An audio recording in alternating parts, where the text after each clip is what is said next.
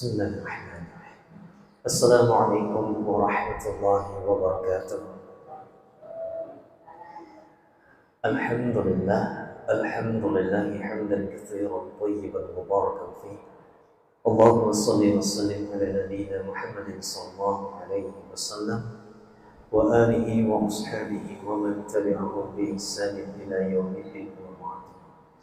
Para alim ulama kami, para imam kami yang kami muliakan, para orang tua kami, abang-abang kami, bapak-bapak, ibu-ibu, kakak-kakak, abang-abang, adik-adik, alhamdulillah. Kembali kita bermuajah di salah satu rumah Allah Subhanahu wa taala.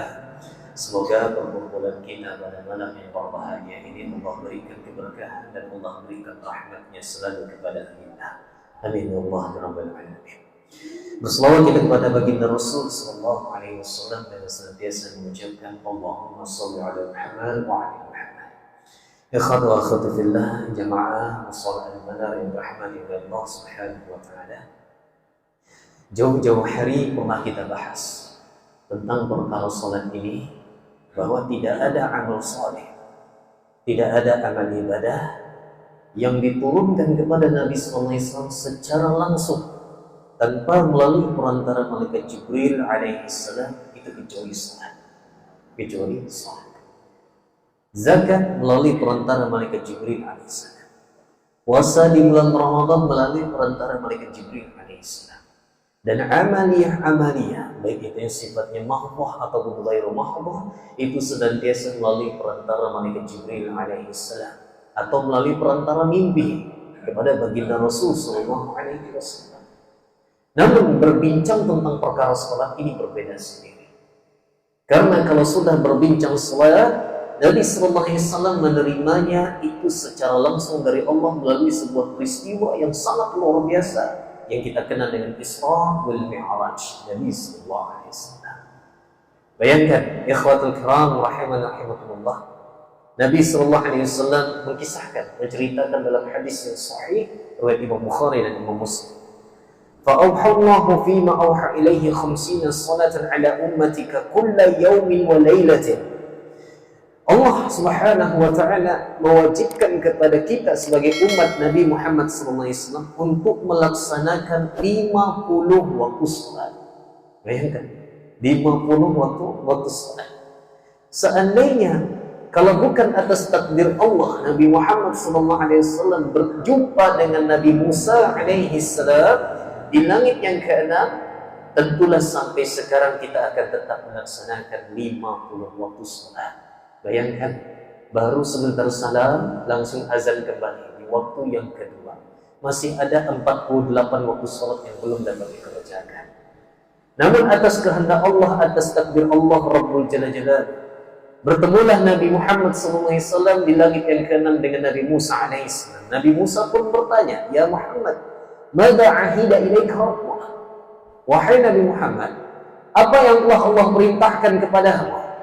Maka Nabi sallallahu alaihi wasallam menjawab, "Ilayya 50 salatan, ahida ilayya 50 salatan kulla yawmin wa laylah." Allah memerintahkan kepadaku dan untuk umatku melaksanakan 50 waktu salat. Maka Nabi Musa langsung mengatakan, "Inna ummataka la tasta'inu dzalik." Wahai Nabi Muhammad, umatmu tak akan sanggup melaksanakan ini. Umatmu tidak akan sanggup melaksanakan. Farji' falyukhaffif. Balik lagi kepada Allah, minta keringanan kepada Allah Subhanahu wa taala. Begitu berketerusan sampai sisa 5. Ketika sisa 5, kembali Nabi Musa alaihissalam bertanya dengan pertanyaan yang sama. Jawaban Rasul sallallahu alaihi wasallam bahwa Allah telah menguranginya kepada kami dan sekarang sisa 5 waktu. Maka Nabi Musa alaihissalam tetap mengatakan, apa kata Nabi Musa alaihissalam? "Wahai Muhammad, umatku saja diperintahkan oleh Allah melaksanakan salat yang waktunya kurang dari umatmu."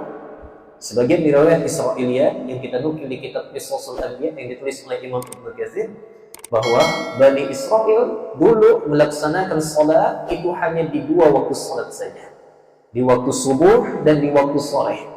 Bahkan kata Nabi Musa alaihissalam, Umatku saja yang diperintahkan oleh Allah melaksanakan salat yang kurang dari waktu umatmu, umatku saja masih banyak yang meninggalkannya.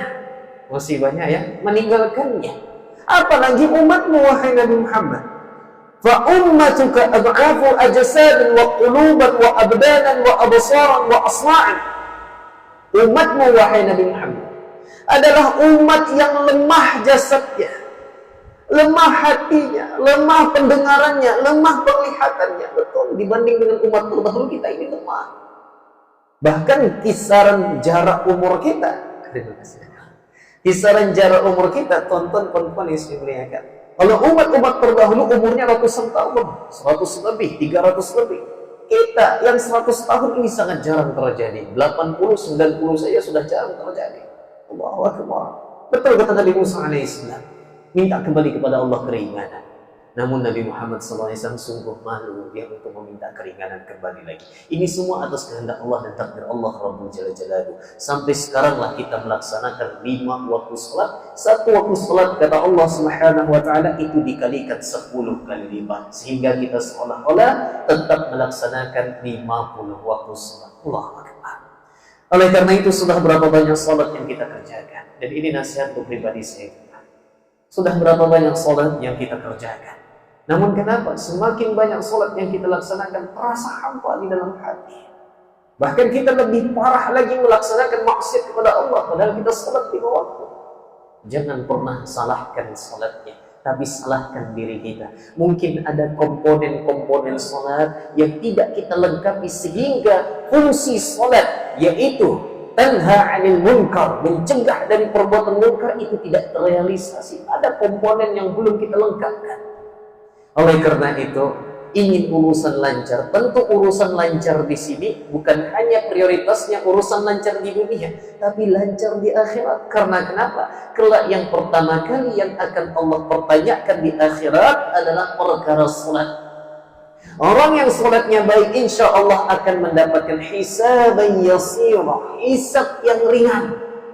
Karena pernah kita menyindir juga, walaupun belum pernah saya sampaikan di sini. Di tempat lain di surah Mustanuddin pernah kita sampaikan tentang tafsir Maliki Yaumiddin, penguasa hari pembalasan. Yang namanya hisab itu, Bapak Ibu yang saya muliakan, itu terbagi kepada 2 jenis. Yang pertama hisabul atau bahasa lainnya hisab yasir, hisab yang ringan. Bagaimana agar kita mendapatkan hisab yang ringan tersebut? Salatnya dijaga. Salatnya dijaga. Yang kedua ada namanya hisabul munaqashah, hisab yang terperinci. Dan Nabi SAW menyatakan orang yang dihisab dengan cara munaqashah, dengan cara terperinci, pasti diazab oleh Allah Subhanahu wa taala. Semoga Allah jauhkan kita dari hisab yang kedua ini. Bahkan kalau perlu kita minta kepada Allah, Allah jadikan kita termasuk 70.000 di antara hamba-hambanya yang masuk surga tanpa hisab. Amin ya Allah ya Rabbal Alamin. Baik, kita lihat tentang kedudukan salat ini. Dalam hadis riwayat Imam Bukhari di juz 1 halaman 9 nomor hadis yang ke-8, Rasulullah SAW bersabda berbincang tentang arkanul Islam, rukun-rukun Islam. Yang dimana Rasulullah SAW bersabda, bunyanul Islami ala khamsa. Bunyan, ikatan rantai, akidah Islam, atau yang kita sebut dengan rukun Islam itu ada 5, kata Nabi SAW. Syahadati an la ilaha illallah wa anna Muhammad Rasulullah, yang kita singkat dengan syahadatain atau kalimat tauhid, kalimat tauhid. Yang kedua iqamis shalah, wa iqamis shalah, menegakkan salat. Yang ketiga wa ita'iz zakah. Yang keempat wal haji. Yang kelima shaumir Ramadan. Oleh karena itu tuan-tuan yang saya muliakan, ketika kita di luar sana tidak perlu lagi kita perdebatkan nomor 3 ini zakat atau puasa, nomor 4 ini puasa atau zakat. Karena kenapa? Ada beberapa hadis Nabi SAW, nomor 3, 4, 5 senantiasa terbolak-balik. Di hadis ini haji nomor 4, yang kita pahami dari MDA dulu haji nomor 5. Namun Nabi SAW meletakkan haji di nomor 4. Oleh karena itu ketika kita di luar sana tidak perlu lagi kita permasalahkan nomor 3, 4, 5 senantiasa terbolak-balik dalam beberapa hadis yang berbincang tentang rukun Islam. Hanya saja yang kita titik beratkan Bapak Ibu yang saya muliakan, nomor 1 dan 2 tidak pernah terbolak-balik. 3, 4, 5 senantiasa terbolak-balik. Dalam hadis riwayat fulan, maka zakat didahulukan. Dalam hadis riwayat lain, puasa didahulukan. Dalam hadis riwayat lain, haji di nomor 4. Dalam riwayat lain, puasa nomor 5. Hal ini biasa.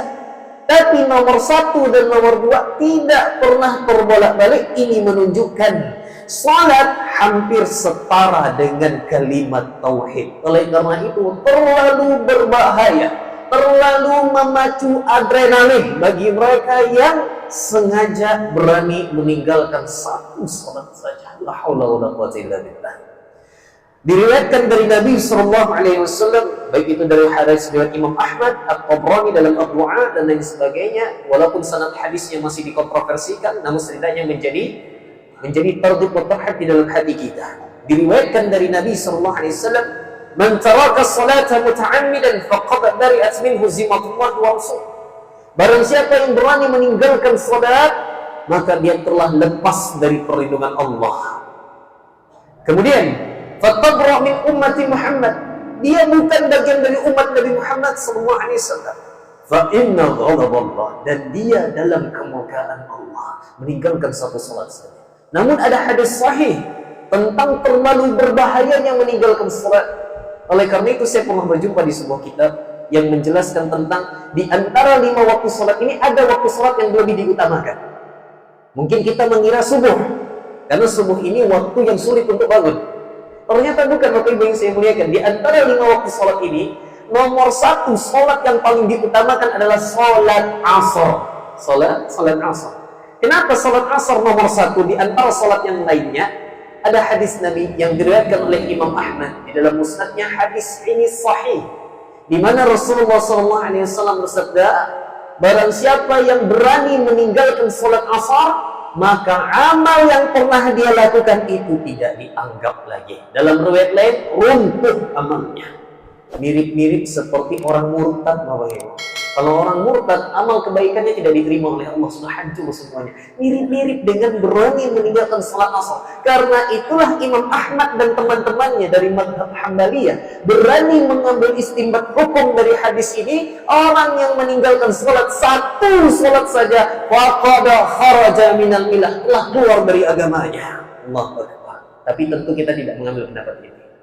Pendapat yang kita ambil adalah pendapat madhab Syafi'iyah. Orang yang meninggalkan salat, orang yang meninggalkan salat selagi meyakini bahwa salat itu wajib, ya, selagi meyakini salat itu wajib, dia hanya meninggalkan karena mengikuti syahwatnya saja, dia berdosa besar. Tetapi dosanya azim, bukan main.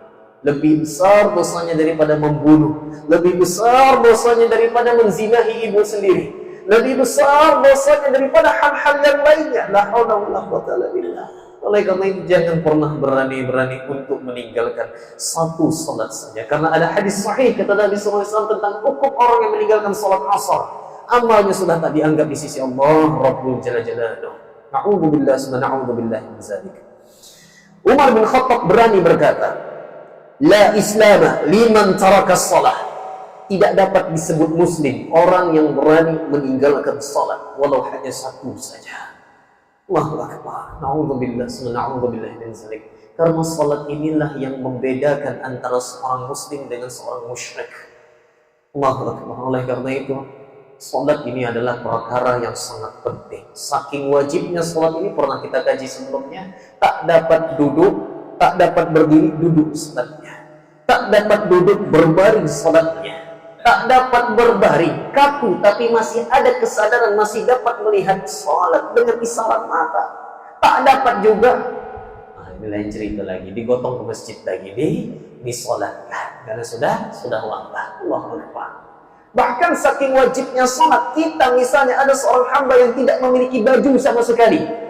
Tidak ada bajunya, cuma sehelai di badannya saja. Kemudian bajunya terkena najis, dan dia tersesat di sebuah gurun. Apakah dia tidak wajib sholat? Wajib sholat dengan pakaian yang sudah terkena najis tadi.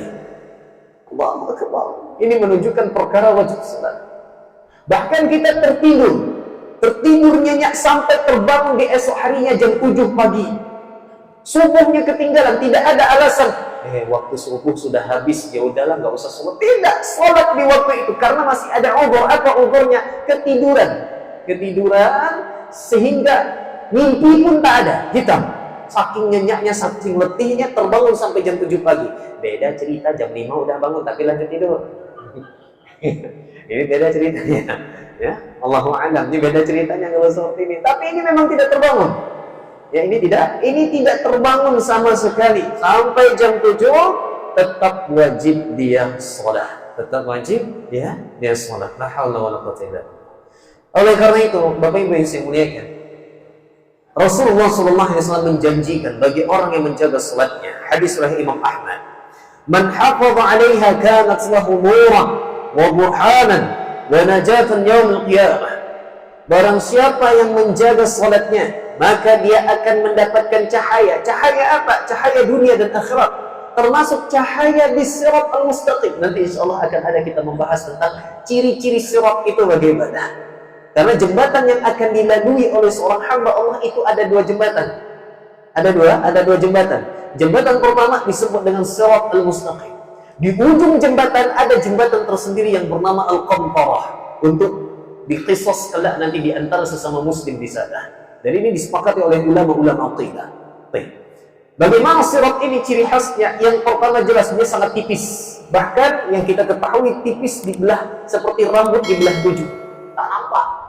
Tapi setajam pedang yang paling tajam. Udah tipis tapi tajam. Gimana mijaknya sakit. Di kanan dan kirinya ada pengait yang siap merobek daging-daging mereka yang lewat, yang siap menjatuhkan ke bawah, dan gelap gulita. Jangan pernah kita bayangkan kelak nanti seperti neraka api. Api warnanya kuning keoren-orenan. Di bawah apinya berarti nanti cahaya kuning keoren-orenan dibaluti dengan asap hitam di atasnya. Nampak seutas benang lurus seperti itu. Tidak, gelap. Apa kata Abu Hurairah radhiyallahu anhu, sahabat Nabi sallallahu alaihi wasallam? Apakah engkau mengira api neraka itu sama seperti apimu di dunia? La, hiya aswadu minal qam. Tidak, kata Abu Hurairah. Neraka itu lebih hitam daripada qar. Bisa aspal, bisa planking yang paling hitam. Sehingga ketika api neraka hitam di bawahnya ditambah lagi asap yang mengepul ke atas semakin gelap. Di mana kita nak lihat siratnya? Allahu Akbar. Oleh karena itu cahayanya salah satunya bersumber dari salat. Dan salah satu cahaya juga bersumber dari rambut yang telah berubat. Jangan dicabut. Rambut yang telah berubat jangan dicabut. Karena akan menjadi cahaya kelak di akhirat. Dan termasuk menjaga wudhu, batal wudhunya, diwudhu lagi, batal wudhunya, jaga wudhu lagi. Maka ini menjadi cahaya nanti dan kelak akan Allah perlihatkan jalan as-siratnya, jembatan as-siratnya. Allah Akbar. Kemudian juga wa burhanan, petunjuk yang mana benar dan yang mana yang batil. Buta mata itu masih belum biasa, belum ada apanya dibanding buta mata hati. Bapak Ibu yang saya muliakan, kalau sudah buta mata hati seorang hamba, dia akan sulit membedakan mana yang hak, mana yang batil, mana yang halal, mana yang haram. Dia akan sulit membedakannya. Allahu Akbar. Kemudian wa najatan yaumil qiyamah, akan sukses, berhasil nanti keselamatan pada hari kiamat. Namun Nabi mengancam, wa man lam yuhafiz 'alaiha, siapa yang tidak menjaga salat, tidak ada cahaya baginya, tidak ada petunjuk baginya, tidak ada keselamatan di hari kiamat. Wa kana yaumil qiyamati ma'a qarun, bahkan dia nanti di hari kiamat akan bangkit di hari kiamat bersama Qarun, bersama Fir'aun, bersama Haman, bersama Ubay ibn Khalaf. Na'udzubillah min dzalik, pakar-pakar yang suka bermaksiat kepada Allah Subhanahu wa taala. Tentu kita tidak ingin satu barisan dengannya. Kemudian Rasulullah SAW juga bersabda, "Inna awwala ma yuhasabu bil 'abdi yaumil qiyamah min 'amali salatuh." Sesungguhnya amal yang pertama kali Allah hisab adalah salatnya. Di sini ada 3. Yang pertama kali yang Allah hisab. Pertama, kalau berbincang amal, yang pertama kali yang akan Allah hisab adalah salatnya. Kalau berbincang tentang kezaliman, tentang muamalah, yang pertama kali yang akan Allah tanyakan perkara darah zalim. Kalau tentang masalah muamalah kepada sesama manusia, siapa dulu yang akan Allah perhisabkan? Yang pertama adalah persoalan tetangga. Persoalan di antara tetangga. Insya Allah nanti ada waktunya kita juga membahas tentang adab-adab dalam bertetangga. Salah satu hadisnya adalah Rasulullah SAW bersabda, kelak nanti tetangga yang akan Allah persoalkan adalah tetangga akan menarik tetangga lainnya. Kemudian tetangga ini berkata, ya Allah, dia telah menutup rumahnya ketika aku dalam kelaparan. Jadi perbanyak ngasih sedekah sama tetangga Bapak Ibu yang saya muliakan. Hati-hati, ya hati-hati. Artinya ini tetangga yang pelit. Nanti akan kita bahas insyaallah taala. Kemudian kata Nabi SAW, fa in salahat faqad aflahu anjah. Kalau salatnya ketika dihisab bagus, maka amal lainnya aman, damai, sentosa, dia selamat. Wa in fasadat faqad khaba wa khasir. Kalau ketika dihisab salatnya tak elok, apalagi bolong-bolong, maka dia telah rugi dengan kerugian nyata. Atau anggaplah dia sholat 5 waktu tapi masih banyak kekurangan. Allah Maha Baik.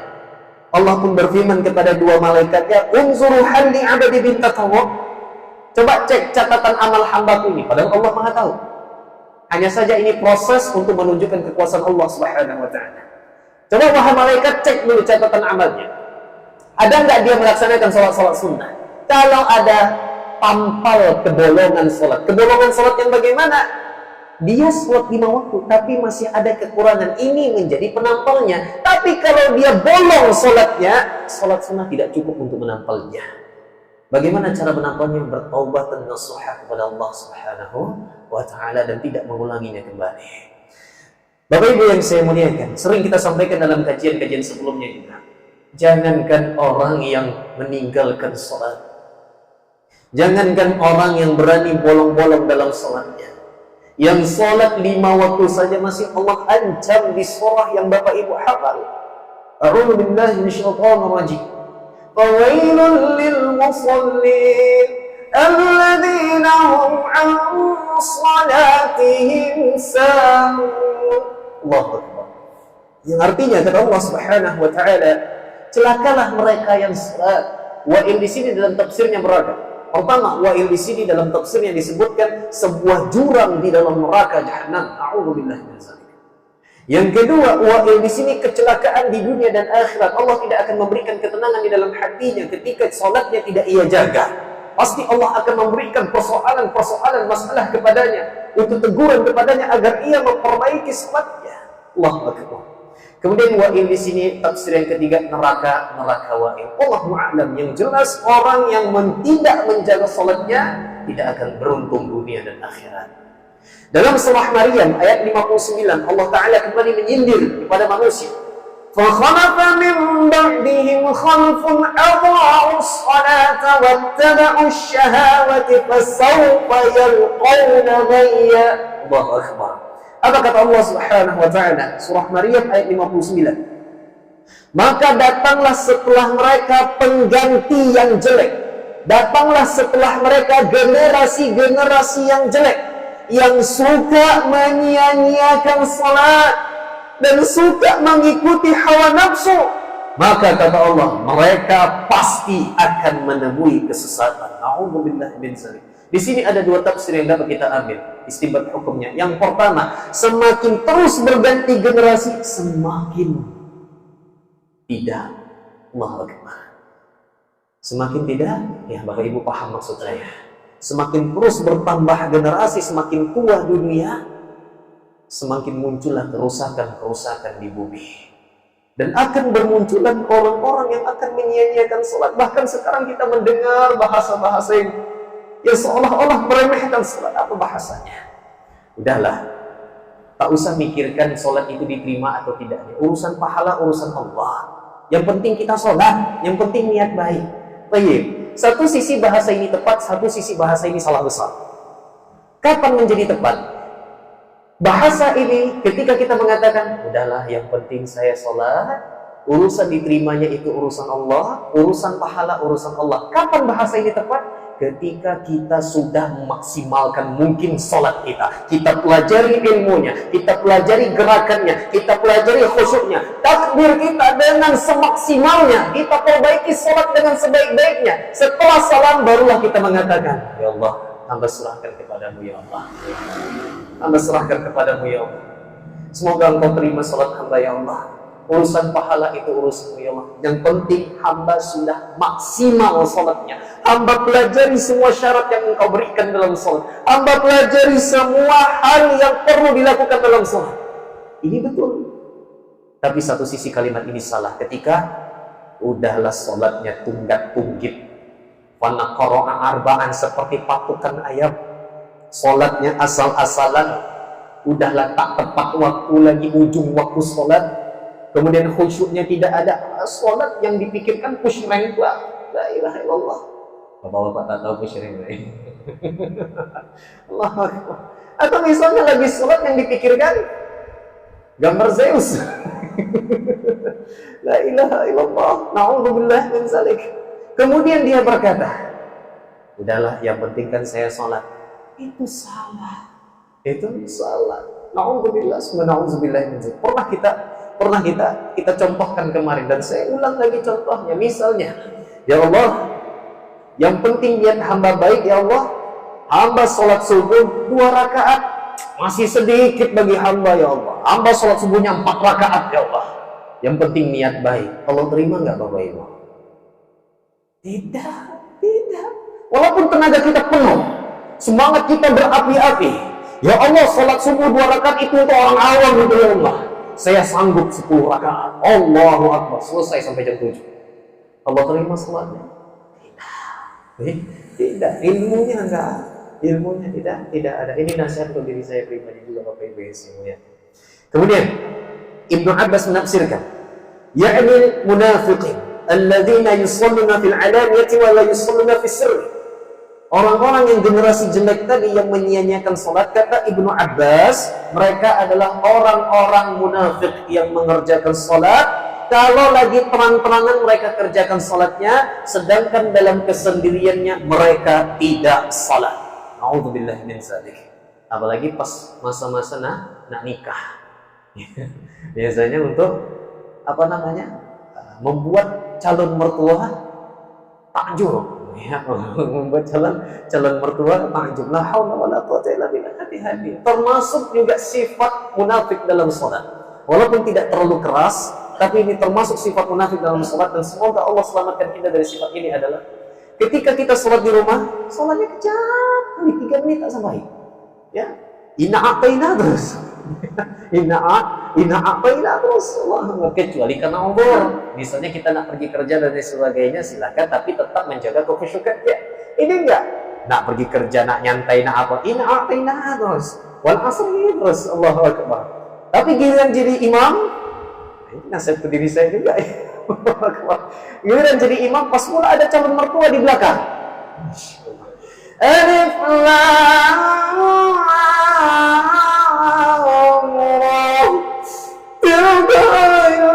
Masya Allah, luar biasa.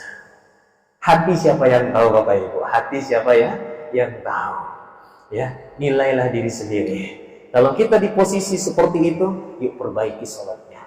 Minimal kalau sholat sendirian di rumah, wadduha, ya nih, minimal wadduha. Wadduha itu nggak panjang, wadduha nggak panjang, alam nasyr nggak panjang.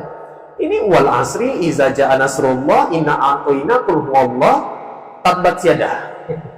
Ada lagi mau nambah? Ya, sah-sah saja, secara fikih sah, nggak ada masalah. Tetapi kita lihat penjelasan ulama. Salah satunya dijelaskan oleh Imam Ibnu Qayyim. Nabi SAW biasanya membaca surah pendek ini kalau sering. Biasa beliau membaca ketika safar, untuk salat-salat yang sifatnya safar. Tapi kalau mungkin, contoh salat maghrib. Katanya salat maghrib, surah Al-Kafirun dengan Al-Ikhlas. Itu satu riwayat betul, Nabi pernah membaca itu. Tapi di riwayat lain ada lagi. Apa? Nabi salat maghribnya Al-Haqqah dengan At-Tahrim. Ini kok nggak diamalkan? Panjang Pak, panjang. Nabi pernah salat maghrib Bapak Ibu, surah Al-Haqqah dengan surah At-Tahrim. Ya, surah Al-Haqqah, surah At-Tahrim. Sama juga surah As-Sajadah di hari Jumat, subuh Jumat. Baik. Kalau kita di sini yang saya lihat As-Sajadahnya dipotong 2. Dipotong 2, rakaat pertama sekian, rakaat kedua sekian. Nabi tidak demikian. Nabi sholat sejadahnya subuh Jumat itu, sejadah di rakaat pertama habis. Rakaat kedua Al-Insan. Al-Insan. Sia-sia menggigit betul. Allahu Akbar. Tapi kalau kata bahasa guru saya, hilang bisa karena biasa. Cuma imam harus bijak. Dilihatnya dulu. Kalau ada orang tua yang tak sanggup lama-lama, ya udah, nggak apa-apa, pendekkan aja. Minimal wadduha, alam nashrah dan lain sebagainya. Kalau ada orang memang berkebutuhan, ingin cepat, tapi dia tetap menyempatkan diri untuk sholat berjamaah. Lihat imam di sini, ilmu dan kebijakan seorang imam. Dilihatnya dulu orang-orangnya. Lihatnya orang-orang. Kalau orang muda semuanya, Al-Baqarah, setelah itu Ali Imran, setelah itu An-Nisa, ada salah. Itu salah. Kalau anak-anak muda, ya. Allahu Akbar. Baik, Bapak Ibu yang saya muliakan. Kemudian tafsir fawailun lil musallin tadi. Nah, ini sering kita tafsirkan dan sering kita sampaikan, tapi diulang kembali. Apa kategori sahun dalam sholat? Apa kategori lalai dari sholat? Kategorinya ada 3. Kata Imam Ibnu Abbas radhiyallahu anhu dalam tafsirnya. Pertama, wa imma an waqtiha al-awwali fa yu'akhirunaha ila akhiri da'iman aw ghaliban. Suka menunda-nunda waktu sholat. Nah, ini Bapak Ibu pasti ingat insyaallah taala. Suka menunda-nunda waktu sholat tanpa uzur. Ini yang pertama. Yang kedua, wa imma an ada'iha bi arkaniha wa syurutiha 'ala al-wajhi al-ma'muri bih. Rukun dan syarat salatnya tidak terpenuhi, tidak sempurna. Yang ketiga, kategori lalai dari salat, ini yang paling parah. Wa imma 'anil khusyu'i fiha wa tadabburi li ma'aniha. Tidak ada kekhusyukan dalam salatnya dan dia tidak tadabbur makna bacaan salat yang dia baca. Sampai-sampai Imam Ibnu Katsir menukil dari perkataan Ibnu Abbas, "Man ittasafa bi syai'in min dzalika qistan min hadhihi al-ayah." Siapa yang punya satu sifat saja dari 3 sifat tadi, suka menunda sholat, rukun syaratnya sembarangan, tidak khusyuk, satu saja ada pada sholat kita, masuk ancaman fawailul lil musallin tadi. Bayangkan Bapak Ibu yang saya muliakan. Jadi jangan pernah berani-berani meninggalkan sholat, karena yang sholat 5 waktu saja belum tentu selamat. Belum tentu selamat. Satu saja dari 3 sifat tadi, qistan min hadhil ayah, masuk dalam ayat ini. Fawailul lil musallin tadi. Kita bahas satu persatu. Pertama, menunda-nunda waktu sholat. Kenapa para ulama mengambil dalih istinbat hukum seperti itu? 3 ciri sholat orang munafik yang dilalaikan, yang diancam oleh Allah, fawailul lil musallin. Ternyata mereka mengambil istinbat hukum di hadis Imam Muslim. Kata Nabi sallallahu alaihi wasallam, ciri-ciri sholat orang munafik. Semoga Allah jauhkan kita dari perkara ini. Pertama, yajlisu yarqubu syamsa hatta idza kan baina qarnay syaitan qama. Pertama, mereka duduk-duduk dengan santai. Di sini Nabi menyebutkan salat Asar. Lagi-lagi salat Asar memiliki keutamaan khusus. Di sini Nabi SAW, ciri-ciri salat orang munafik itu di waktu Asar mereka duduk dengan santai. Sampai waktu sudah dekat dengan 2 tanduk syaitan, baru mereka salat. Fanaqaraha arba'an. Salatnya tunggak-tunggik cepat selesai. Tidak ada kekhusyukan. Ya.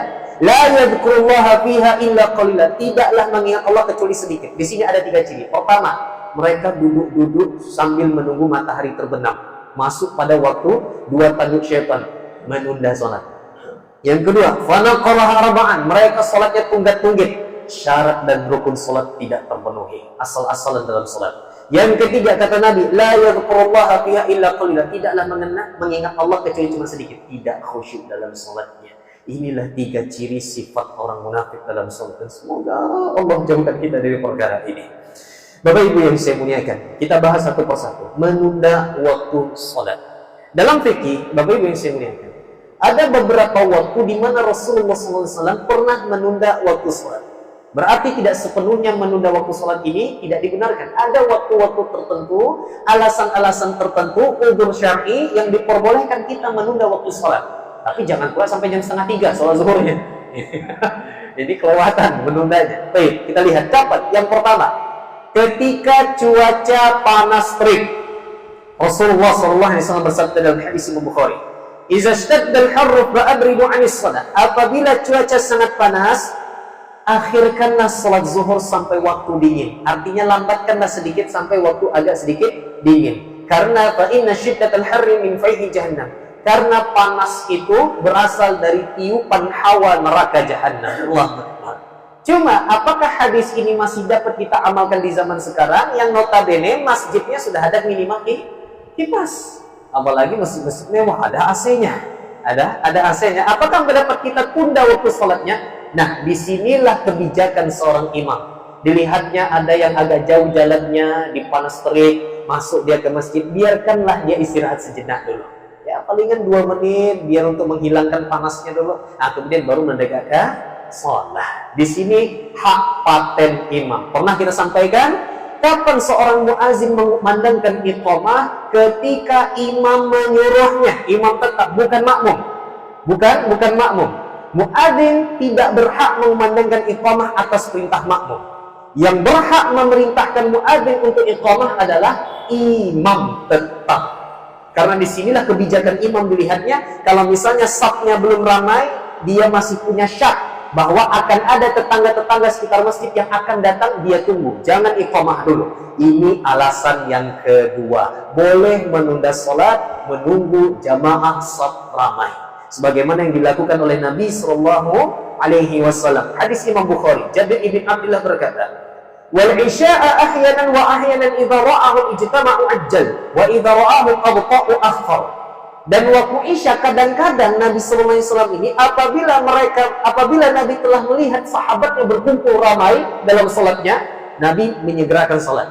Tapi ketika Nabi melihat sahabat belum berkumpul ramai, Nabi menundanya terlebih dahulu sampai ada agak ramai baru beliau sholat. Nah, ini dia. Kemudian kapan lagi? Nah, ini yang sudah kita ma'ruf nih.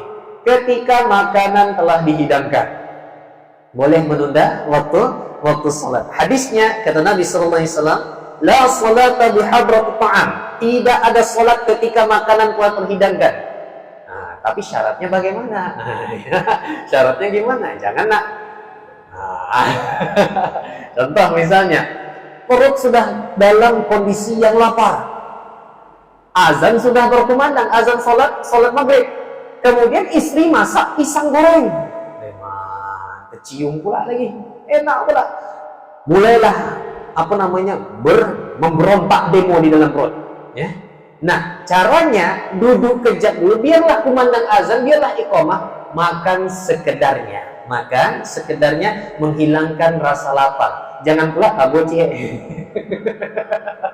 Jangan pula ya nambah lagi, ya. Kata Pak Rizky, boleh nunda waktu salat pas makanan telah dihidangkan. Nah, udah kenyang perut, bahkan sudah sendawa, tambah lagi deh, nggak apa-apa, itu masih rakaat kedua itu. Anda nggak seperti itu maksudnya. Maksudnya ketika makanan telah terhidangkan, makanlah dengan pelan-pelan sembari menghilangkan lapar. Sudah agak hilang laparnya, masih ada sisa makanan, pergilah salat. Pergilah salat. Kenapa hal itu dianjurkan? Baik. Alasannya kata Imam An-Nawawi rahimahullah taala, fi hadhihi al-ahadith qara'a as-salati bi hadrat at-ta'am alladhi yuridu akla. Hadis-hadis ini terdapat petunjuk makruh salat ketika makanan telah dihidangkan dan orang ini memang hendak memakannya. Kalau bahasa orang kita, kumpunan. Ya, kumpunan betul, Pak? Kepuhunan. Cuma jangan dibawa ke mistis, ya.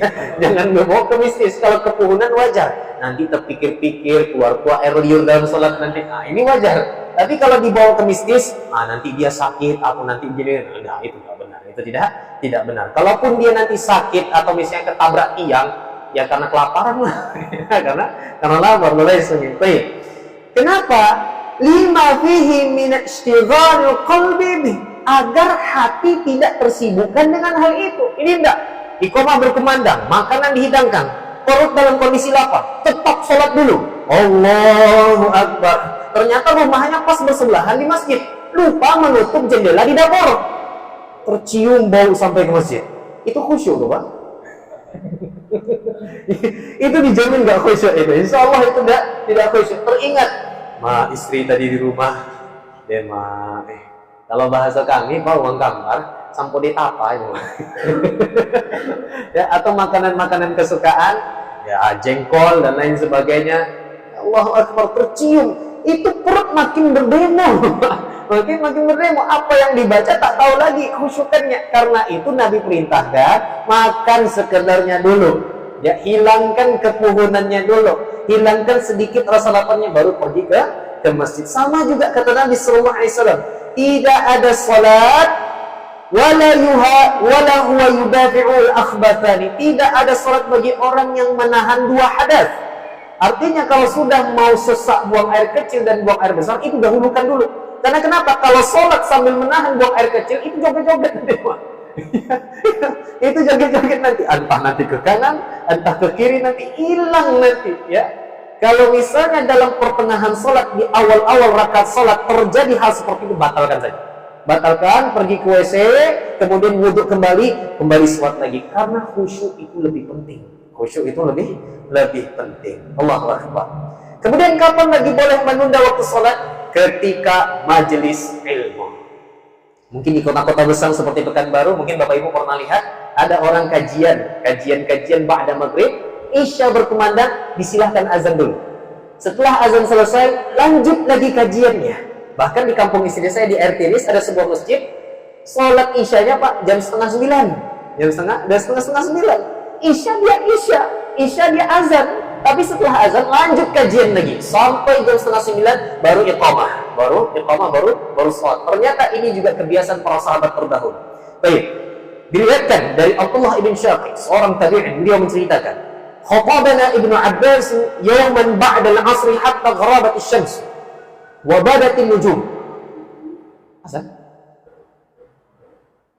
Belum, Baik, kita lanjutkan Bapak Ibu sini. Pada suatu hari setelah sholat asar, Ibnu Abbas mengadakan majelis ilmu. Ibnu Abbas, siapa yang tidak kenal dengan Ibnu Abbas radhiyallahu anhu, seorang sahabat junior Nabi sallallahu alaihi wasallam, sepupu baginda Rasul sallallahu alaihi wasallam. Ibnu Abbas yang didoakan oleh Nabi sallallahu alaihi wasallam sebagai takwil fi Quran, ahli tafsir. Beliau mengadakan majelis ilmu dari ba'da asar sampai terbenam matahari, nak masuk waktu maghrib. Jadi majelis ilmu orang dulu berjam-jam, Pak. Berjam-jam, luar biasa, ya Allah Akbar. Kemudian ketika sudah mau masuk maghrib, nah Ibnu Abbas tetap melanjutkan majelis ilmunya sampai muncul bintang-bintang kecil. Mulai heboh sedikit jamaah. Apa kata jamaah? Salat. Salat. Tetap lanjut Ibnu Abbas menyampaikan kajiannya. Akhirnya ada satu orang yang berani datang ke Ibnu Abbas, ditariknya jenggot Ibnu Abbas. Mak, kalau kita ditarik jenggot kita, Pak, apa yang mau lakukan? Ditarik jenggot Ibnu Abbas, kemudian beliau berkata, wahai Ibnu Abbas, sholat ini habis waktu maghrib lagi. Sholat. Lalu Ibnu Abbas kembali narik jenggot dia juga, berhadapan Pak, mata dengan mata, sembari berkata, atu'allimuni bisunnah? Engkau mau mengajarkan aku tentang sunnah? Perkataan Ibnu Abbas tidak menunjukkan kesombongan. Ya Bapak Ibu ya, perkataan Ibnu Abbas tidak menunjukkan kesombongan. Ya, mereka hanya berdiskusi saja. Beda dengan kita, sedikit ada konflik langsung pergi ke ring MMA. Pergi ke ring tinju. Selesaikan masalah di situ. Oh enggak main adu jotos berterusan menyelesaikan masalah. Bapak Ibu yang saya muliakan. Kemudian Ibnu Abbas berkata sambil narik jenggot orang ini juga, dipatapnya matanya, atu'allimuni bisunnah? Engkau mau mengajarkan aku tentang sunnah? Maksudnya adalah aku lebih paham. Dan di sini kita tidak boleh suuzon kepada Ibnu Abbas karena beliau seorang sahabat. Beliau berkata itu untuk memberikan pengajaran.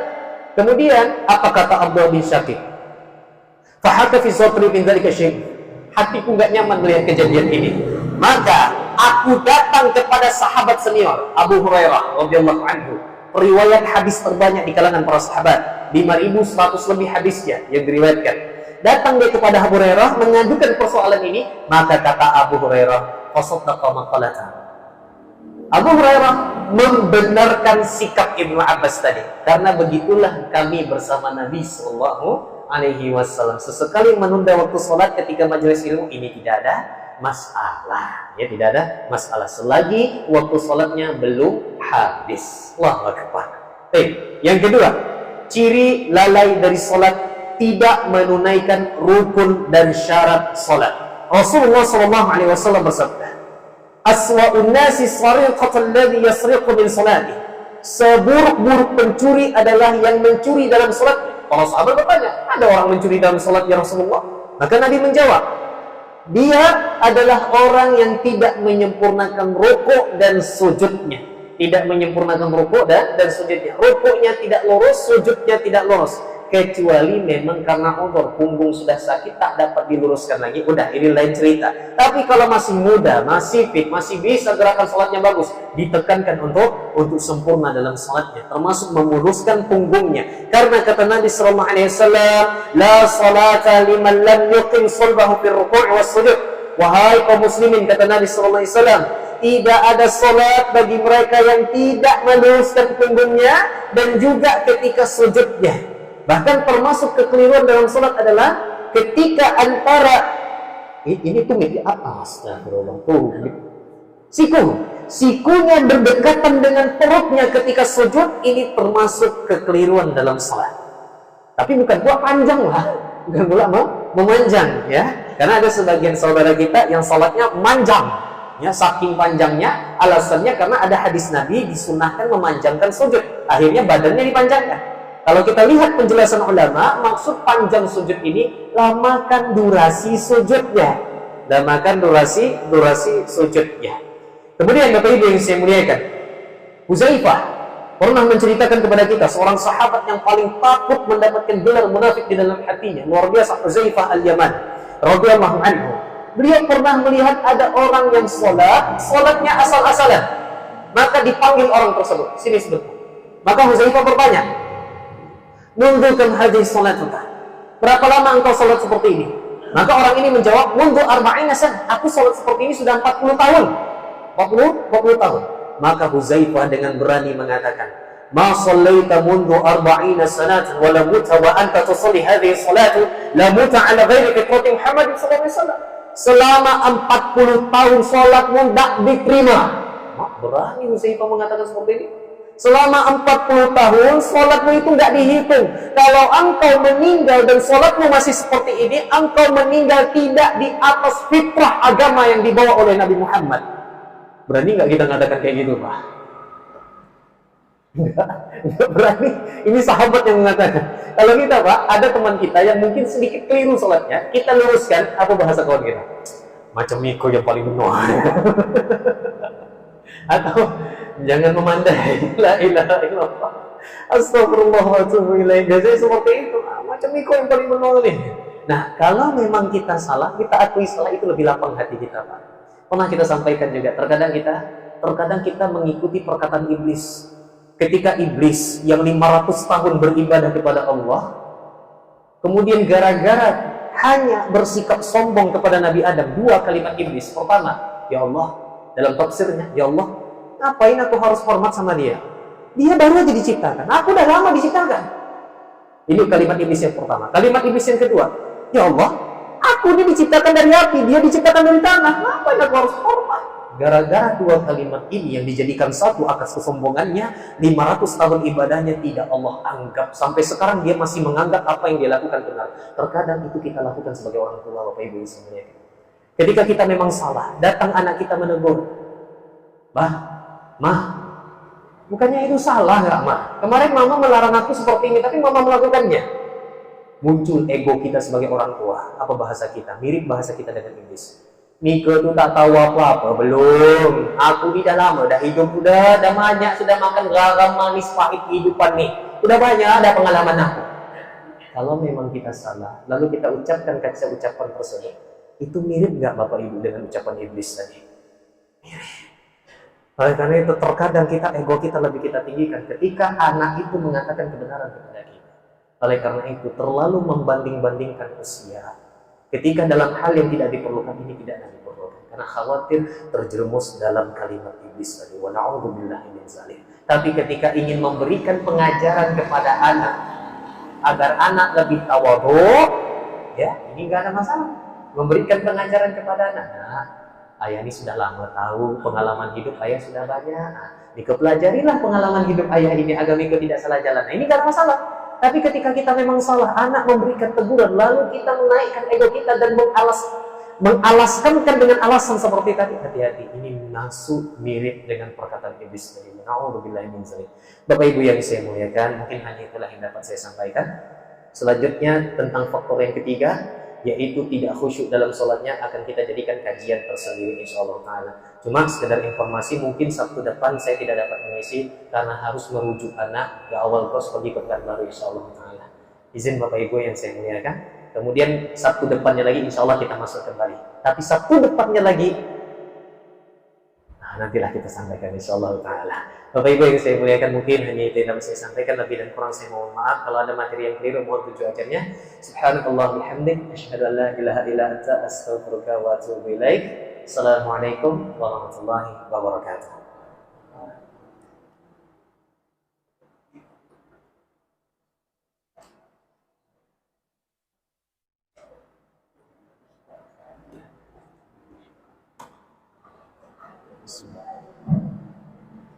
Jazakallahu khairan para ustaz yang telah menyampaikan ilmunya dan sangat bermanfaat ilmu yang Terima kasih. menjadi insyaallah kita